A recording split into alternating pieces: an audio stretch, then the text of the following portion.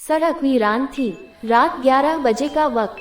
चार दोस्त राहुल, समीर, प्रिया और नीलम एक लंबी ड्राइव से लौट रहे थे। उनकी गाड़ी का पेट्रोल लगभग खत्म होने वाला था। आसमान में बादल गरज रहे थे और अचानक टप टप करते हुए तेज बारिश शुरू हो गई। गाड़ी बीच हाईवे पर अचानक आवाज करके बंद हो गई। राहुल गुस्से में, यार, ये गाड़ी भी अभी ही बंद होनी थी। प्रिया घबराए हुई, इतनी सुनसान सड़क पर अब करेंगे क्या? समीर लाइट जलाकर आगे देखते हुए, रुको, उधर देखो, बोर्ड है। बोर्ड पर जंग लगी लिखावट में लिखा था, शिवलोक गेस्ट हाउस 2 किलोमीटर। सबने फैसला किया कि गाड़ी छोड़कर पैदल चलना ही बेहतर है। बारिश और ठंडी हवाओं में लगभग 20 मिनट की पैदल यात्रा के बाद वे एक पुराने ऊंचे गेट पर पहुंचे। गेट पर टूटा हुआ ताला लटक रहा था और उसके ऊपर लोहे की जाली पर धुंधली रोशनी में शब्द नजर आ रहे थे, स्वागत है, चेक इन कीजिए। अंदर एक इमारत थी जो बाहर से देखकर ही अजीब लग रही थी। दीवारों पर काई जमी हुई, खिड़कियों में से पीली रोशनी टिमटिमा रही थी, जैसे अंदर मोमबत्तियां जल रही हों। दरवाजा और औरत। जैसे ही वे दरवाजे के पास पहुंचे, दरवाजा चर्र चर्र की आवाज के साथ अपने आप खुल गया। भीतर एक दुबली पतली, झुर्रियों भरी औरत खड़ी थी। उसकी आंखों के नीचे गहरे काले घेरे थे। औरत धीरे स्वर में, आ गए, अंदर आ जाओ, यह रात गुजार सकते हो। नीलम हिम्मत करके, कमरे हैं। औरत मुस्कुराई, मगर उसकी मुस्कान में अजीब सी सिहरन थी। औरत, हाँ, कमरे तो हैं, लेकिन ध्यान रखना, यह चेक इन तो होता है, पर चेकआउट कोई नहीं करता। सब हंस पड़े, मगर उसके शब्द दिल में कहीं चुप गए। कमरे के भीतर, कमरा बड़ा था, मगर उसमें नमी और सरांध सी गंध थी। एक तरफ लकड़ी की अलमारी, दूसरी तरफ पुराना पंखा जो खुद ब खुद चल रहा था, जबकि बिजली गुल थी। बिस्तर पर धूल की परत थी। खिड़की के बाहर एक विशाल बरगद का पेड़ खड़ा था। उसकी शाखाओं पर लाल कपड़े और टूटी हुई घंटियां बंधी थी, जो हवा के साथ डरावनी आवाज कर रही थी। अलमारी और रजिस्टर। नीलम ने जिज्ञासा से अलमारी खोली। अलमारी से धड़ाम की आवाज के साथ एक मोटा, पुराना रजिस्टर नीचे गिरा। उसके पन्नों पर धब्बेदार स्याही और लाल धागे से बंधे नाम लिखे थे। नाम, Vijay Singh, check in 2017, checkout खाली। नाम, Reena Sharma, check in 2019, checkout खाली। नाम, कबीर, चेक इन 2020, चेकआउट खाली। हर नाम के आगे चेकआउट की जगह खाली थी। प्रिया कांपते हुए, ये क्या है? सब लोग आए, लेकिन निकले कोई नहीं। राहुल हंसने की कोशिश में, शायद किसी मजाक के लिए लिखा होगा। लेकिन तभी कमरे की लाइट टिमटिमाई और रजिस्टर अपने आप पलटने लगा। आखिरी खाली पन्ने पर खून से लिखावट उभरी, राहुल, समीर, प्रिया, नीलम, चेक इन आज रात। सबके दिल की धड़कनें रुक सी गईं। रात गहरी हो चुकी थी। कमरे की दीवारों से धीमी धीमी फुसफुसाहटें आने लगी, तुम यहाँ से जा नहीं पाओगे, हमारे साथ यहीं रह जाओ। खिड़की पर अचानक कोई परछाई दिखी, जैसे बरगद से कोई लटका हुआ हो। नीलम ने चीख मारी। दरवाजे पर वही औरत खड़ी थी। उसकी आंखें अब पूरी सफेद थीं। उसने धीमे स्वर में कहा, उंगली से दाहिनी ओर इशारा, अब तो चेक इन हो गया, चेकआउट का सवाल ही नहीं उठता। रजिस्टर में अपने नाम देखकर चारों दोस्तों के पैरों तले जमीन खिसक गई। कमरे का माहौल भारी हो गया था। बाहर बारिश तेज होती जा रही थी। प्रिया डरते हुए, ये सब सच नहीं हो सकता, हम बस सुबह होते ही यहाँ से चले जाएंगे। राहुल जबरन हंसते हुए, अरे, भूत प्रेत जैसी कोई चीज नहीं होती, बस किसी ने डराने के लिए लिखा है। लेकिन समीर खिड़की से बाहर झांक रहा था। बरगद के पेड़ से उसे साफ दिखा, कोई परछाई लटक रही थी। वो हिल रही थी, जैसे किसी ने अभी अभी फांसी लगाई हो। थोड़ी देर बाद राहुल बोला, राहुल, मैं बाथरूम जाता हूँ, तुम लोग ज्यादा सोचो मत। बाथरूम का दरवाजा उसने बंद किया। भीतर से नल चलने की आवाज आई, फिर अचानक टप टप टप खून की बूंदें फर्श पर गिरने लगी। प्रिया चौंक कर, राहुल, सब ठीक है न? अंदर से कोई जवाब नहीं आया, बल्कि छटपटाने जैसी आवाजें आने लगी, जैसे कोई गला दबा रहा हो। समीर ने हिम्मत करके दरवाजा तोड़ा। भीतर कोई नहीं था, सिर्फ आईने पर लाल खून से लिखा था, एक चला गया, 3 बाकी हैं। फर्श पर राहुल का मोबाइल पड़ा था, जिसमें उसकी आखिरी रिकॉर्डिंग चल रही थी। उसमें राहुल की चीख सुनाई दे रही थी, बचाओ, कोई मुझे खींच रहा है। अंधेरे में एक बरगद और फिर खामोशी। अचानक पीछे से वही बूढ़ी औरत कमरे में दाखिल हुई। उसकी आंखें सफेद और चेहरा हड्डियों की तरह सूख चुका था। औरत हंसते हुए, मैंने कहा था न, यहाँ चेकआउट नहीं होता। हर आत्मा का हिसाब इस गेस्ट हाउस में जुड़ता है। समीर गुस्से और डर से कांपते हुए, तुमने राहुल को कहाँ छुपाया है? औरत ने उंगली दीवार की ओर उठाई। दीवार पर राहुल का चेहरा उभर आया। वह मदद के लिए चीख रहा था, लेकिन उसकी आवाज़ सिर्फ गूंज बनकर रह गई। तीनों ने तुरंत सामान उठाया और दरवाजे की ओर भागे, लेकिन बाहर निकलते ही देखा कि पूरा कॉरिडोर बदल चुका था। जहां पहले लकड़ी की सीढ़ियां थीं, अब वहां काली धुंध और अंधकार का गड्ढा था। खिड़की खोलने की कोशिश की, मगर बाहर वही बरगद दिखाई देता था। शाखाएं लंबी होकर खिड़की तक आ गईं, जैसे उन्हें पकड़ने के लिए बढ़ रही हों। नीलम अचानक चुप हो गई।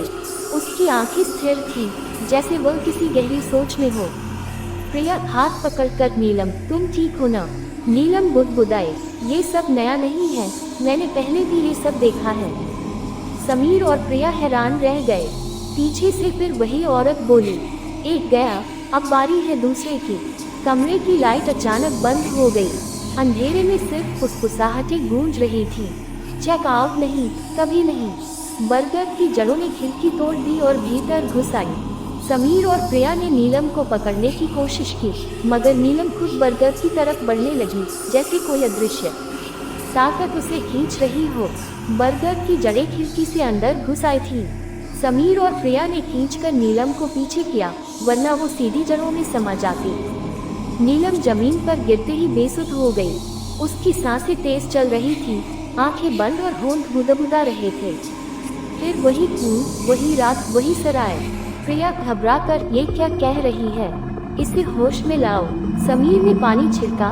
नीलम चीखते हुए उठ बैठी। उसकी आंखें लाल थी। नीलम कांपते स्वर में, मैं जानती हूँ ये जगह क्या है। नीलम ने कहना शुरू किया, सदियों पहले ये जगह गेस्ट हाउस नहीं थी, बल्कि एक सराय थी। ये सराय राजाओं और व्यापारियों का ठहराव स्थल हुआ करती थी। कहते हैं एक रात यहाँ 100 से ज्यादा मुसाफिर ठहरे। सराय का मालिक लालची था। उसने रात को सबके खाने में जहर मिला दिया। आधी रात तक पूरा सराय लाशों से भर गया। उनकी आत्माएं वहीं फंस गईं। मरते वक्त सबने शाप दिया, ये जगह कभी शांति नहीं देखेगी। यहाँ जो भी रुकेगा उसका अंत हमारे जैसा होगा। वो सराय धीरे धीरे खंडहर बनी, लेकिन जैसे ही किसी ने वहाँ नया गेस्ट हाउस बनाने की कोशिश की, दीवारें खून उगलने लगी, कामगार गायब होने लगे। आखिरकार इस इमारत को वैसा ही छोड़ दिया गया। फिर एक रहस्यमयी औरत आई। उसने दावा किया कि वह इस जगह की संरक्षक है।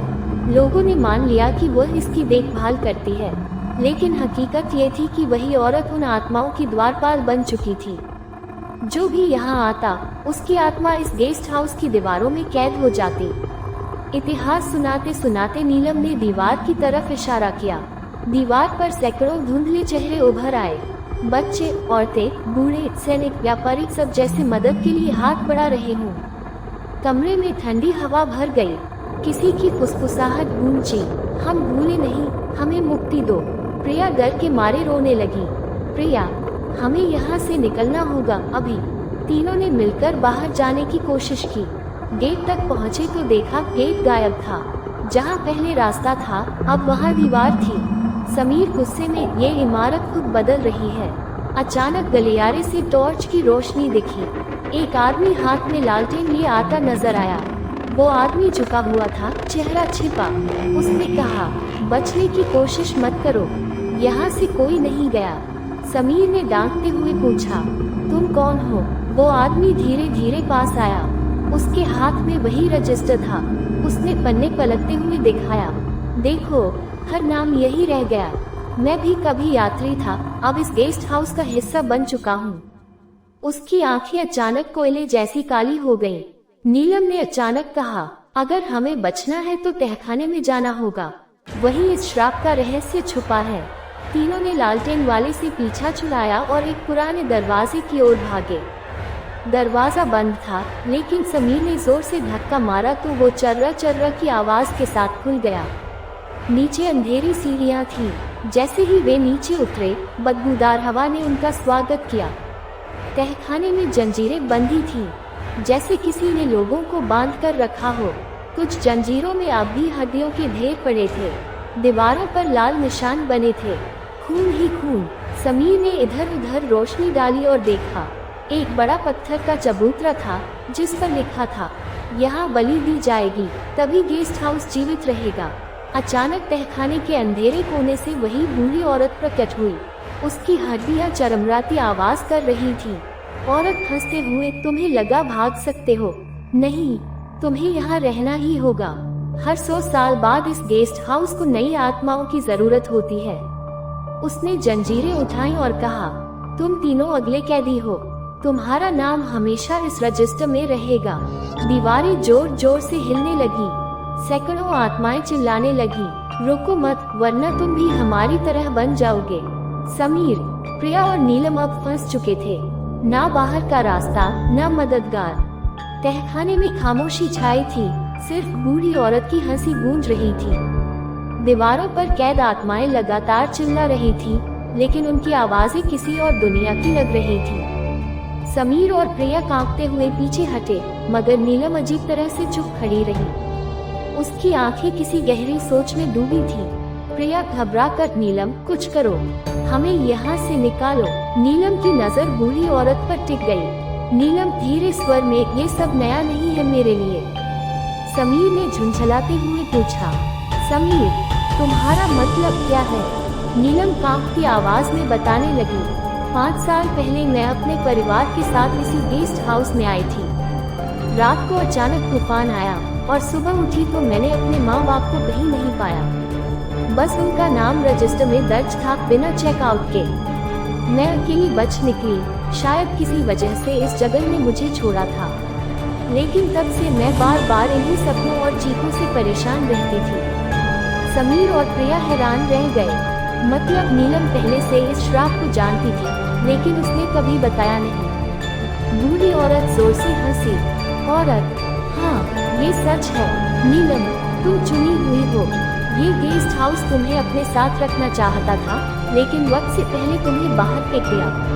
अब तुम लौट आए हो और अब यहाँ से जाना नामुमकिन है। दीवारें खून से भीगने लगी। जंजीरों से कैद आत्माओं की परछाइयां बाहर आने लगी। हर आत्मा जैसे आजाद होना चाहती थी, लेकिन कोई अदृश्य ताकत उन्हें पीछे खींच लेती। समीर ने एक कोने में धूल से ढकी पुरानी किताब देखी। उस पर ताले लगे थे, मगर ताले अपने आप टूट गए। किताब में लिखा था, उंगली से दाहिनी ओर इशारा, इस गेस्ट हाउस का श्राप तभी टूट सकता है जब रजिस्टर जला दिया जाए। लेकिन शर्त है, जो रजिस्टर जलाएगा वही आत्मा उसमें कैद हो जाएगी। समीर और प्रिया ने एक दूसरे की तरफ देखा। ये सचमुच मुक्ति का रास्ता था, लेकिन बलिदान के बिना संभव नहीं। प्रिया अचानक समीर पर बरस पड़ी। प्रिया, तुम्हें पहले क्यों नहीं दिखी ये किताब? कहीं तुम हमें धोखा तो नहीं दे रहे? समीर गुस्से में बोला, पागल हो गई हो क्या? हम सब फंसे हैं, मैं क्यों तुम्हें धोखा दूंगा? लेकिन प्रिया को शक था कि शायद समीर का गेस्ट हाउस से कोई रिश्ता है। नीलम चुपचाप दोनों की बहस देख रही थी। बूढ़ी औरत फिर बोली, झगड़ो झगड़ो, यही चाहिए इस घर को। जैसे ही तुममें से कोई एक कमजोर होगा, दीवार उससे निगल जाएगी। नीलम अचानक चीखते हुए बोली, बस, ये खेल अब खत्म होगा। उसने दीवार की तरफ हाथ बढ़ाया। दीवारों से सैकड़ों आत्माएं बाहर आ गईं, मगर उन्होंने नीलम पर हमला नहीं किया, बल्कि उसके चारों ओर खड़ी हो गईं, जैसे उसकी रक्षक हो। समीर और प्रिया दंग रह गए। प्रिया, ये आत्माएं तुम्हारा साथ क्यों दे रही हैं? नीलम की आंखें सफेद हो गईं। वो बोली, क्योंकि मैं ही उनकी अगली रखवाली हूँ। ये गेस्ट हाउस मुझे ही चाहता है। तभी तहखाने की दीवार हिली और जमीन से एक और रजिस्टर बाहर निकला। उस पर लिखा था, नई मालकिन नीलम। बूढ़ी औरत अचानक राख बनकर उड़ गई, लेकिन जाते जाते उसकी आवाज गूंजी, अब गेस्ट हाउस की मालकिन तुम हो, अब देखना कौन चेक आउट कर पाता है। समीर और प्रिया स्तब्ध खड़े थे। नीलम उनकी तरफ देख रही थी। उसकी मुस्कान अब वैसी नहीं थी। उसके होठों पर वही अजीब मुस्कान थी जो पहले उस बूढ़ी औरत की थी। नीलम के चेहरे पर वही डरावनी मुस्कान थी जो बूढ़ी औरत की थी। उसकी आंखें पूरी सफेद हो चुकी थी। नीलम ठंडी आवाज में, समझ लो, अब मैं इस गेस्ट हाउस का हिस्सा हूँ। तुम दोनों को यहाँ से भागने की इजाजत नहीं है। समीर और प्रिया कांप गए। प्रिया, नीलम, तुम हमारी दोस्त हो, हमें यूं मत छोड़ो। नीलम ने धीरे से सिर झुकाया और बोली, दोस्ती बाहर की दुनिया में होती है, यहाँ नहीं। समीर ने प्रिया का हाथ पकड़कर तहखाने से ऊपर भागा। सीढ़ियां चढ़ते ही उन्होंने गेस्ट हाउस का दरवाजा धक्का दिया, लेकिन जैसे ही दरवाजा खुला, सामने वही गलियारा था। सीधे बाहर निकलने का रास्ता कहीं भी नहीं दिख रहा था। हर बार जब वो दरवाजा खोलते, सामने अलग ही कमरा निकलता। कभी टूटी कुर्सियों वाला हॉल, कभी लालटेन से भरा गलियारा, कभी बरगद की जड़ों से भरा कमरा। गेस्ट हाउस जैसे उनके साथ खिलवाड़ कर रहा था। आखिरकार उन्हें बरामदे से बाहर जाने का रास्ता मिला। बाहर वही टूटी हुई उनकी गाड़ी खड़ी थी। दोनों भागकर उसमें बैठे। समीर ने चाबी घुमाई। अचरज की बात, गाड़ी एक झटके में स्टार्ट हो गई। प्रिया रोते हुए, भगवान, हमें बचा लो। गाड़ी सड़क पर दौड़ने लगी, लेकिन कुछ देर बाद गाड़ी ने जोर का झटका मारा और अचानक पलट गई। गाड़ी उल्टते ही वे दोनों बाहर गिर पड़े, लेकिन प्रिया के हाथ पांव में चोट लगी। समीर ने उसे उठाया और देखा, गाड़ी से तेल नहीं बल्कि खून बह रहा था। खून बहते बहते सड़क पर शब्द उभर आए, चेक इन किया, चेक आउट नहीं। अचानक पीछे से वही बरगद की जड़ें रेंगती हुई आई। उन्होंने प्रिया का पैर पकड़ लिया और उसे घसीटना शुरू कर दिया। प्रिया चीखते हुए, समीर बचाओ। समीर ने पूरी ताकत से उसका हाथ पकड़ लिया, लेकिन जड़ें इतनी मजबूत थी कि वो प्रिया को जमीन में खींचने लगी। समीर ने पास पड़ा लोहे का रॉड उठाकर जड़ों पर वार किया। जड़ें जलने लगी और धुआं उठा। प्रिया किसी तरह बच गई, लेकिन अब दोनों बुरी तरह घायल थे। अचानक गेस्ट हाउस के बरामदे पर नीलम खड़ी नजर आई। उसने हाथ उठाया और जमीन कांपने लगी। नीलम गहरी आवाज में, कितनी बार कहूँ, यहाँ से कोई नहीं जाता, भागने की कोशिश मत करो। उसकी आवाज के साथ हवा में फुसफुसाहटें गूंजने लगी। हम भी लड़े थे, हमने भी कोशिश की थी, पर कोई नहीं बचा।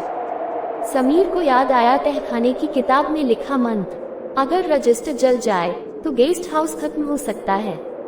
उसने प्रिया से कहा, समीर, हमें उस रजिस्टर को ढूंढना होगा, यही आखिरी उम्मीद है। प्रिया, लेकिन जिसने उसे जलाया उसकी आत्मा कैद हो जाएगी। दोनों की आंखों में आंसू थे, फिर भी वे वापस गेस्ट हाउस की ओर भागे। जैसे ही वे अंदर दाखिल हुए, पूरा गेस्ट हाउस चीखने लगा।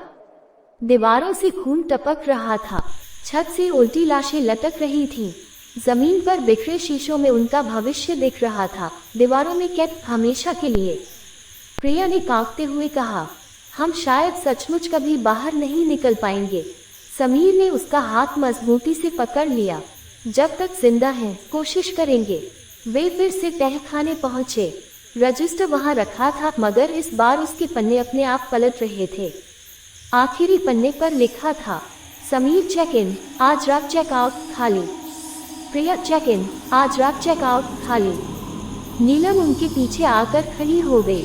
उसने धीमे स्वर में कहा, अगर तुम रजिस्टर जलाओगे तो तुम में से किसी एक की आत्मा हमेशा के लिए यहाँ कैद हो जाएगी।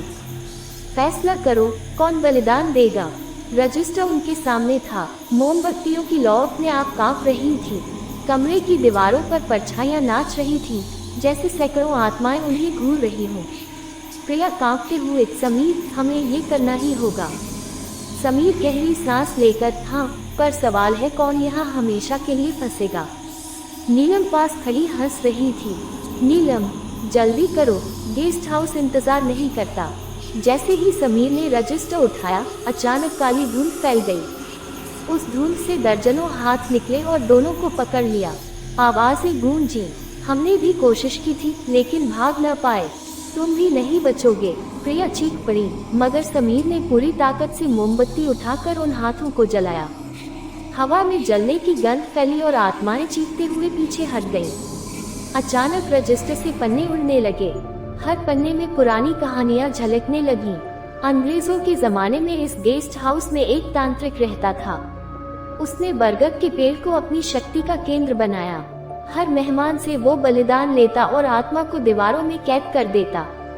जब अंग्रेजों ने उसे मारना चाहा, तो उसने खुद को जला दिया। मरते वक्त श्राप दिया, जो भी यहाँ रुकेगा, उसकी आत्मा मेरी सेना बनेगी। समीर और प्रिया स्तब्ध रह गए। नीलम ने जमीन पर एक चाकू रख दिया। नीलम ठंडी आवाज में, तुम दोनों में से किसी एक को अपनी जान देकर इस गेस्ट हाउस को खत्म करना होगा, वरना दोनों आत्माएं हमेशा के लिए यहाँ कैद हो जाएंगी। प्रिया ने समीर का हाथ पकड़ लिया। प्रिया आंसू बहाते हुए, तुम्हें जीना चाहिए, मैं ये बलिदान दूंगी। समीर ने उसकी आंखों में देखा। समीर, नहीं, मैं ही तुम्हें यहाँ लाया, ये मेरी गलती है, बलिदान मैं दूंगा। दोनों रो रहे थे और समय कम होता जा रहा था। समीर ने कांपते हाथों से रजिस्टर खोला। उसने मोमबत्ती से उसके पन्नों में आग लगा दी। जैसे ही आग लगी, पूरा गेस्ट हाउस हिलने लगा। दीवारों से कैद आत्माएं चीखने लगी, छत गिरने लगी, बरगद की जड़ें तड़पने लगी। नीलम ने दर्द से चीखते हुए कहा, नहीं, ये नहीं हो सकता, मैं यहाँ से कभी नहीं जाऊंगी। उसका चेहरा अचानक राख बनकर उड़ गया। आग फैलने लगी। अचानक रजिस्टर से आवाज आई, गहरी आवाज में, एक आत्मा चाहिए जो यहाँ हमेशा के लिए रहे, तभी बाकी बचेंगे। समीर ने प्रिया को देखा। वह झुककर उसके कान में बोला, तुम्हें जीना है, बाहर निकलो, मैं रहूंगा। प्रिया चिल्लाए, नहीं, मैं तुम्हें खो नहीं सकती। लेकिन समीर ने उसे जबरदस्ती दरवाजे की ओर धक्का दिया। दरवाजा अपने आप खुल गया। बाहर सुबह की किरणें चमक रही थी। प्रिया बाहर गिर पड़ी। उसने देखा कि गेस्ट हाउस आग में जल रहा है। अंदर समीर मुस्कुराते हुए खड़ा था। उसने आखिरी बार हाथ हिलाया और कहा, अब तुम आजाद हो, लेकिन मैं यहीं रहूंगा। फिर पूरा गेस्ट हाउस चीखों के साथ ध्वस्त हो गया। बरगद का पेड़ राख बनकर उड़ गया। प्रिया सड़क पर अकेली खड़ी थी। इन किया, चेकआउट नहीं। वह सिहर गई। क्या समीर सच में मुक्त हो पाया, या गेस्ट हाउस ने उसे फिर से कैद कर लिया? तो दोस्तों, ये था भाग 1। जल्दी ही आपको इसका अगला भाग आपके अपने चैनल द स्टोरी वाला 2.0 पर सुनने को मिलेगा। आपको ये कहानी कैसी लगी, कृपया कमेंट बॉक्स में बताएं। आपका एक लाइक और कमेंट हमारे अंदर जोश भर देता है। धन्यवाद।